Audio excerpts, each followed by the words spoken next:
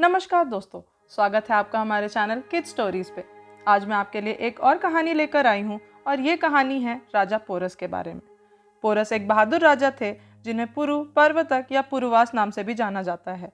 वे सिकंदर महान से युद्ध में लोहा लेने के कारण आज भी याद किए जाते हैं। उनका राज्यकाल 340 से 315 ईसा पूर्व माना जाता है। पोरस का साम्राज्य पंजाब में झेलम नदी से लेकर चेनाब नदी तक फैला हुआ था।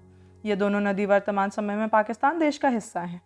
रण कौशल और नेतृत्व कुशल यह राजा महावीर योद्धा था। पोरस का जन्म पंजाब की पृष्ठभूमि में हुआ और आजीवन वह उसी क्षेत्र में रहे। भारत देश पर यूनानी राजा सिकंदर का आक्रमण एक महत्वपूर्ण ऐतिहासिक घटना थी। राजगद्दी पर 13 वर्ष राज्य करने के बाद पोरस का सामना सिकंदर से युद्ध भूमि में हुआ था। जैसा कि हम जानते हैं, सिकंदर दुनिया जीत लेना चाहता था और इसी इरादे से भारत पर आक्रमण करने के लिए उसने सिंधु नदी पार करके तक्षशिला का सफर तय किया। तक्षशिला पर उस वक्त अंबी राजा का शासन था। उसने बिना युद्ध किए सिकंदर के सामने घुटने टेक दिए, बल्कि उल्टा सिकंदर का भव्य स्वागत किया और उसे सोने चांदी उपहार स्वरूप भेंट किए। अब सिकंदर का अगला लक्ष्य पोरस था। अपनी 32,000 सैनिकों की विशाल सेना लिए वह झेलम नदी की ओर रुख करता है। नदी की दूसरी ओर अब उसका सामना एक ऐसे महावीर से था जो हार का स्वाद ही नहीं जानता था और आत्मविश्वास से भरपूर था। युद्ध से पहले सिकंदर ने पोरस के पास यह संदेश भिजवाया कि वह भी राजा अंबी की तरह बिना युद्ध किए आत्मसमर्पण कर दे। पोरस ने एक ही झटके में इस पेशकश को ठुकरा दिया और उल्टा सिकंदर को खुली चुनौती दे दी और कहा कि अब हमारा सामना रणभूमि में होगा। 326 ईसा पूर्व में लड़ा गया झेलम का यह युद्ध बहुत भीषण और विनाशकारी था। दोनों सेनाओं ने अनगिनत योद्धा चोटिल किए और हताहत हुए। हिस्टोरियंस के अनुसार राजा पोरस के पास करीब 3,000 पैदल सैनिक थे, 4,000 घुड़सवार थे, करीब 300 रथी योद्धा थे।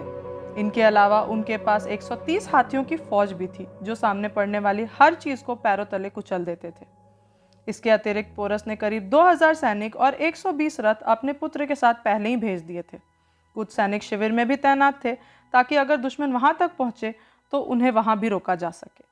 माना जाता है कि सिकंदर के शिविर में 1 लाख से भी अधिक लोग थे, पर उसने इस युद्ध के लिए केवल 35 से 40,000 लड़ाकू सैनिक ही प्रयोग किए थे जो घातक हथियारों से लैस थे, और इसके अलावा उसने करीब 5,000 घुड़सवार भी प्रयोग किए थे। सिकंदर जानता था कि पोरस जैसे पराक्रमी राजा को हराना इतना आसान नहीं है, इसलिए उसने चालाकी से काम लिया।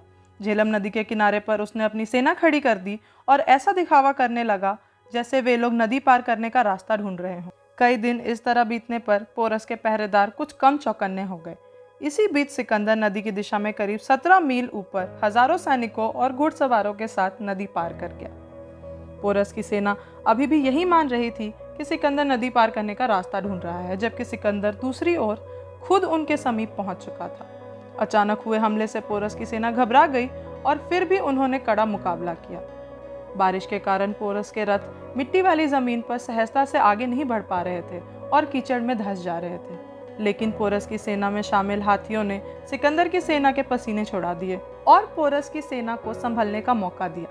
पर इसी बीच नदी के उस पार इंतजार करने का नाटक कर रहे सिकंदर के कमांडरों ने भी नदी पार कर हमला बोल दिया। पोरस युद्ध के दौरान एक विशालकाय हाथी पर सवार हो सेना का संचालन कर रहा था। वह बहादुरी से अंत तक लड़ता रहा और सिकंदर की सेना के छक्के छुड़ा दिए। सिकंदर भी पोरस की बहादुरी देखकर दंग था।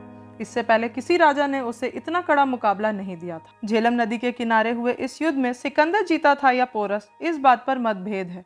कुछ हिस्टोरियंस तो दोनों के बीच संधि होने की बात कहते हैं। तो दोस्तों, ये थी राजा पोरस की कहानी। आपको ये कहानी कैसी लगी हमें कमेंट्स में ज़रूर बताएं और हमारे चैनल को लाइक और सब्सक्राइब ज़रूर करें। धन्यवाद।